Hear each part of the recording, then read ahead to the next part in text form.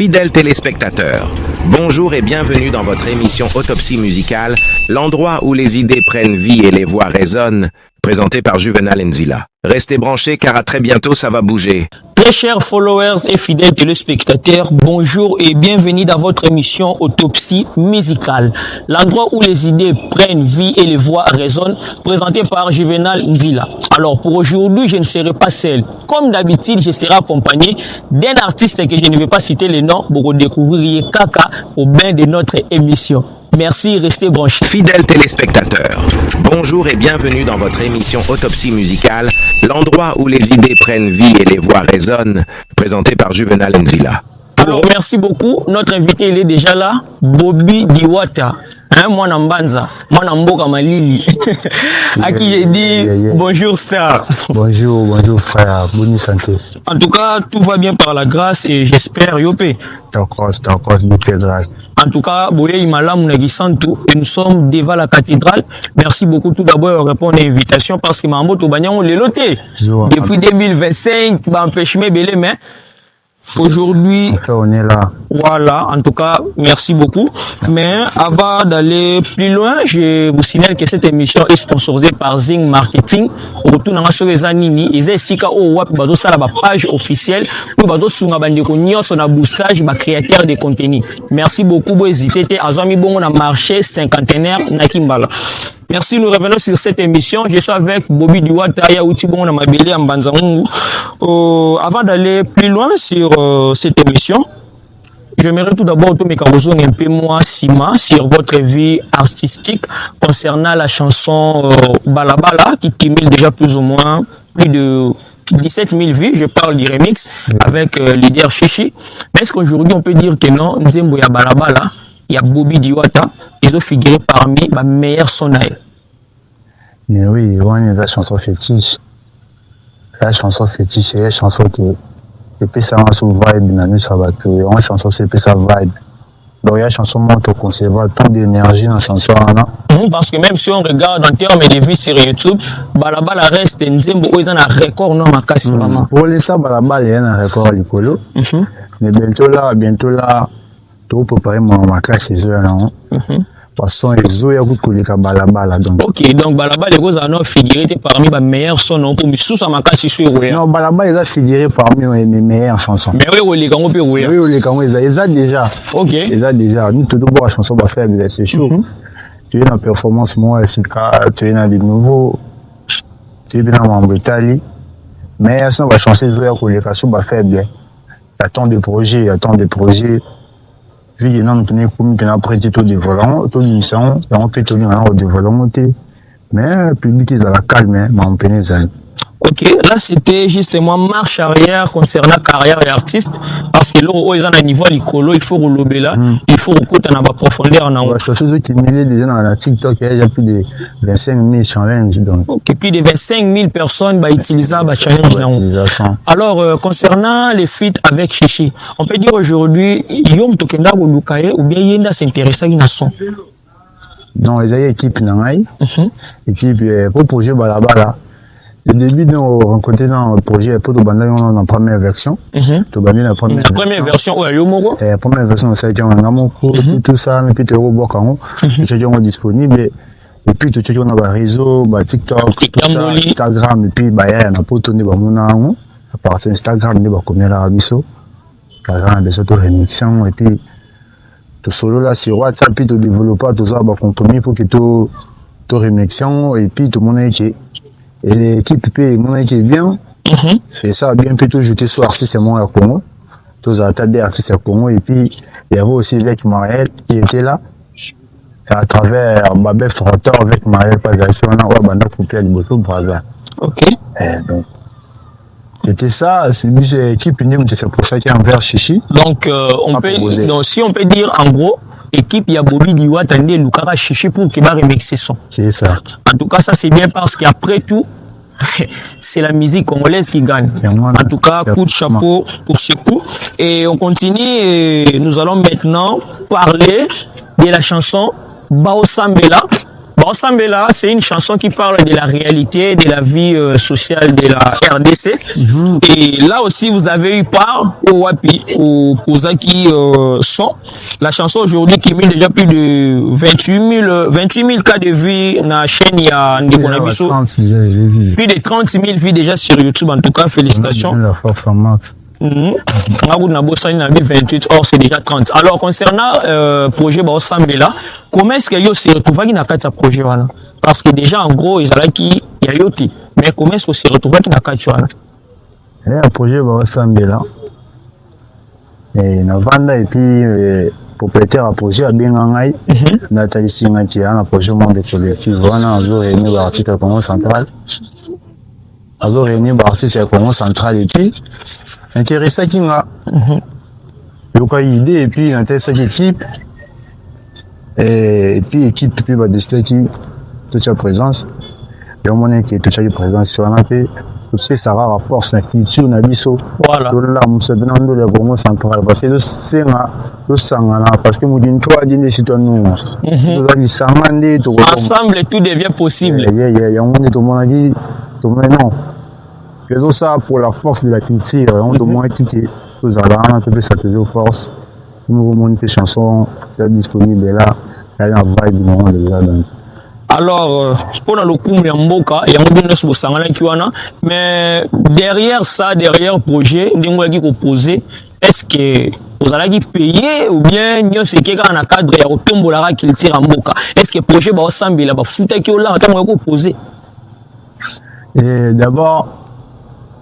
Entre nous les artistes, tu as toujours une provision moi quoi c'est des projets là qu'on fait en artiste pourquoi exagérer ok donc vu les projets à frère c'est même tout ça force on était là depuis ça Fox bon puis tu repères ça Fox on dit on repère ça Fox on peut soutien au soutenir et bien qu'on le on soutient là derrière. Donc entre vous des artistes ceux qui projet c'est muninga na yo ceux qui bengi en tout cas ba futa raté ba hésiter raté o yamba mo poser pour salon bon ndeko na na salon bon ndeko c'est ça mais na simanongo on invité qui na simanongo qui le créatif non on dit stimuler déjà ba vie bien on est en train déjà de créer quelque chose dans ils ont marché déjà malin. Vous êtes en train de grailler déjà quelque chose. En tout cas, merci pour l'éclaircissement en ce qui concerne le projet Sambela. En tout cas, coup de chapeau d'équipe et tu vois qu'il fait en tout cas, tu oses alors, nous avons essayé un peu de parcourir votre chaîne YouTube et là, nous avons fait remarque mon bouyamouki tout moins qui wana. Ça dit presque, je peux dire une année. Si on a le projet soit en tout cas, Sambela Mupandi et autres, vous avez fait presque une année au Tkalaki dans le noir. Vous voyez, au bois, il y a faible, il y a déjà plus de 3400 vues sur YouTube, je vous rappelle. Pourquoi vous prendre car il y a une année bongo? Qu'est-ce qui s'est passé pendant un moment où Tkalaki est trop silencieux durant une année Mubimba? Non, je ne dis pas une année, une année. Parce qu'il y a une année, tout à temps en février. Le 14 février, il y a une chanson tout à toi, on a dédié qui ont pour mourir. Mourir, non, ça, on a dédié qui chanson tout à toi, il en février 2025. Ok. Et puis, les autres qui m'attendent, ma préparation, ma préparation, on avait eu le temps de préparer, on avait les calculs, comment tout ça m'a main, comme l'homme propose et dispose, dans mon équipe. Un projet du Mike. Donc, aux Arabes, n'a pas projet, mais les projets n'ont pas eu lieu. Les projets n'ont pas eu lieu. Parce que le projet est tellement. Le projet est tellement ébélé. Et puis, l'équipe te vend parce que tu as aussi un cran, bon. Et c'est un qui il y a quelque chose. Et on te dit, bon, bah, faible. C'est bon, ok, bah, faible. On arrive très mal. On arrive très, très, très mal. Bah, maman m'a cassé ça. On a des volontés parce qu'il est dans notre projet. Je l'ai aussi dans un projet de la remontée. On m'a cassé déjà pour un année. Vous voulez vous sentir, vous ne serez jamais déçus avec Mystérieux Voix. Je vais vous faire découvrir de l'eau. Je sais qu'il y a des doutes. Parce que depuis la bête n'a pas soin de mais vous avez un calme, le calme avant la tempête. On m'a cassé les eaux et à peine. Le basculer game vous avez un calme. Maman casse avec Mister You voyez moi si le confirmant devant micro et autopsie musicale. Mais est-ce que ce lobby lelo au ça la résumé à l'année 2025? On peut dire que l'année ça a été pour toi ou bien Année 2025, on avait fait pas mal de projets. On avait aussi fait aussi de collectifs. Tout ça du collectif à Bingana, chanson Bingana. Ok. Collectif Bingana, oui, on avait suivi aussi. Tout le monde Congo. Nous avons fait nominé dans le Congo. Nous avons fait deuxième dans la Côte vote. Ok. Et puis tout ça qui peut marcher bien. Surtout en termes de concerts, tu mettais pas mal de concerts, pas mal d'événements. 2025 vraiment. Ils allaient clôturer en beauté. En termes d'événements, tout ça là, et puis des événements comme il faut. Ok. Et les jours où les soirées, chansons va faire bébiment le 28. Et là, puis le même jour, nous avons une soirée, au revoir 2025. Ok. Ils appellent déjà, moi j'ai déjà ces réseaux, tout ça. Là. Donc 2025, présent Césaraki. Présent Césaraki, on peut dire que 2025, elle est quand même bien. Elle est calme. En tout cas, ça c'est bien, merci beaucoup. Malgré on n'a pas fait beaucoup de projets, mais quand même, il est calme. C'est que la 2026, c'est là une continuité vraiment de projet. On va les allumer. On va revenir à la fin. Alors, parlons maintenant du titre Faible, qui cumule déjà plus de 3400 quelque chose de vie. Faible. En tout cas, on a mon titre. Et tout est fort, Faible. Banani, wana sous Faible. Babiso, baza paniqué. Pour remarquer, baza banamiqué. Tu as game. Tous les faux négros, bango, tout bana blême. Game, boya kozwa batem. Boya kozwa batem. Alors, parle-nous un peu du titre Faible. Faible. Qu'est-ce qui est caché derrière votre son Faible? Moutunion, ça va contrarier, il n'a pas faible. Moutunion, ça va la contrarier, il n'a pas faible. C'est fort. Il y a des faibles. Mais on va contrarier, c'est la chanson. C'est qui à la faible. Ok. Et là aussi, dedans, vous avez dit que non, c'est toi le roi de la rue. Mais est-ce qu'on peut dire aujourd'hui que non, Bobby Diwata, Naza maître par rapport à ma solo game na kati mbanza, parce que lorsque vous déclarez que Naza maître, Naza roi, quand vous parlez de la roi, tu vois na royaume, mais est-ce que na royaume ma musique ya mbanza Bobby Diwata ngai Naza ka tina musique ya mbanza na musique ya Congo central. OK. Na bumito nazo représenter le Congo central. Tout l'ingandé, tout conquérir Congo central mobimba. Na mitan au royaume nangande Congo central. Royaume le Congo central. Mandanguka oui, bien na Congo central bastar balapé belé parce que na français balobi la charité bien ordonnée commence par soi-même. Tous à la rang à niveau mbanza. Est-ce qu'on peut dire que le game mbanza Bobby Diwata a colonisé Ango, tu es pas allé colonisé par Batu? Non. Je suis là, je suis le colonisateur. Empereur. Dans la difficulté, mais on est en train de les coloniser. On est là, on n'est pas juste en train de coloniser Manzango. On est en train de coloniser Congo central. Congo central, on est en train de coloniser Congo central. Bientôt, on va coloniser Congo mobimba. Avec des projets qui arrivent. On m'a cassé les yeux. On n'a pas peur. Malgré si on va force, on soutient pas de moment plus loin. On est là. Toujours Konza. Avec mon équipe, avec moi-même, avec des gens qui me soutiennent. Tout ça, on fait ça toujours marrant. Et peut-être Konza va photographe. Ah, papa. Bala, moi je suis le roi de la riche. Maintenant, c'est Baebi. Soit en Baebi. Oh, éviter à tirer la bombe. Tant que tout n'a pas beau ça. Bobby Diwata, le roi de la rue. Tu vois, game, tu coûtes en terre, tu peux s'en en plaire. Oh, nous, quand on était venus. Donc, on peut dire aujourd'hui que Bino va développer ces musiques urbaines valeur à niveau Mbanza. Mbanza, c'est Congo central. Tu fais si pena vibe dans Congo central. Le monde qui est là, il y a un autre cinéma, mais quand il faut que Mbanza, en ce moment, tu as charge. Parmi ma charge, naza charge sur ma place. Et ça qui nous les soucis l'amour. Parce que le de moment on se remet la balabala. Dans ma street. Est-ce que à 2022 maman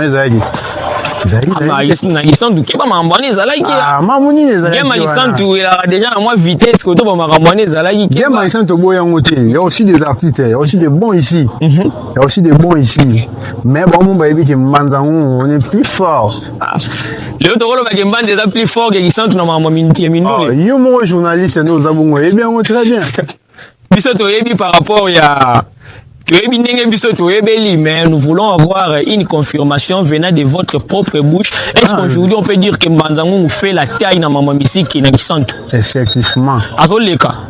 Ça ne fait pas la taille. Donc Mbanzango en ce moment on représente Congo central. Mbanzango on est tout représenté Congo central. Est-ce que le les appels na somo ya Bobby Diwata surtout tambola na Gisantu?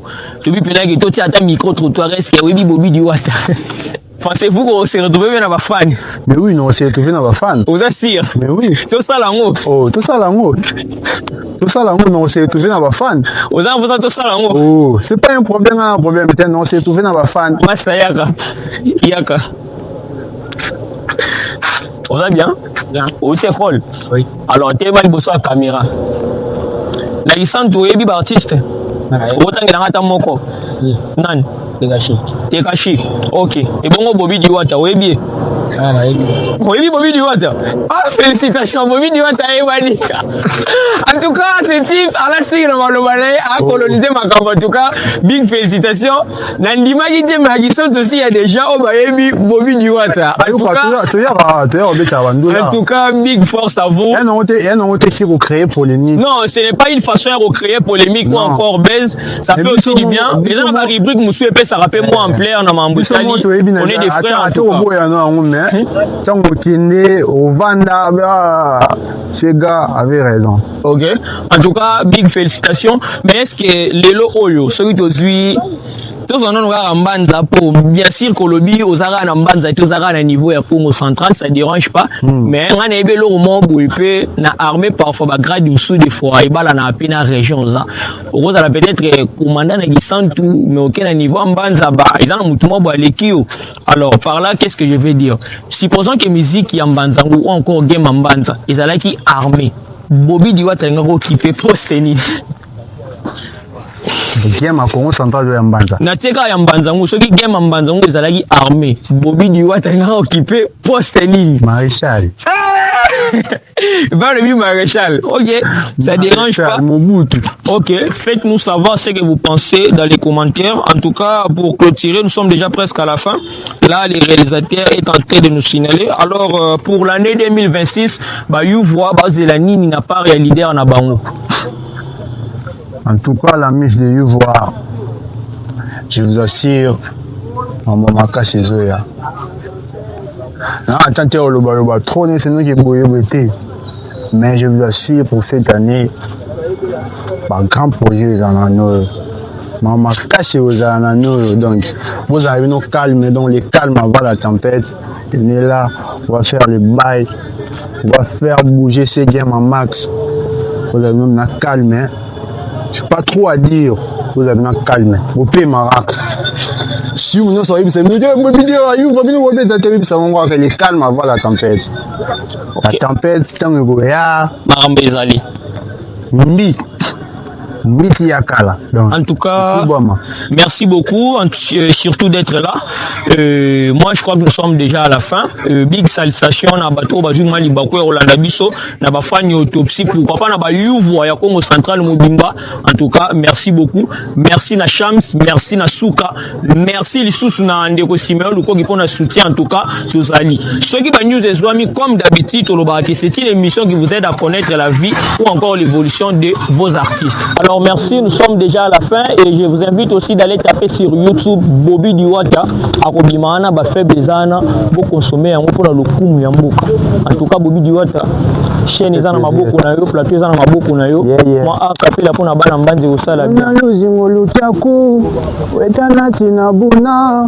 Weka wonto nonkaku meta samisina mambima ku kuzolele ko makubo vila me yabantu etilandila kabuna ko bazingilanga yampanje bantu tuveni malonje sana college ko bazolele sobako Ucha uchambi muzindo za ubeta salayo mumwini wele sambila mumpupa wele kuloka mambima kuweta samisina bampanja mefeti fungununa sobaza ilu. Fidèles téléspectateurs, bonjour et bienvenue dans votre émission Autopsie musicale, l'endroit où les idées prennent vie et les voix résonnent, présentée par Juvenal Nzila.